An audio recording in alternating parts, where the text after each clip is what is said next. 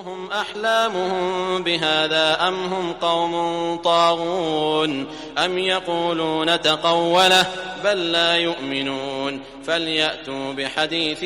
مثله إن كانوا صادقين أم خلقوا من غير شيء أم هم الخالقون أم خلقوا السماوات والأرض بل لا يوقنون أم عندهم خزائن ربك أم هم المسيطرون أم لهم سلم يستمعون فيه فليأت مستمعهم بسلطان مبين.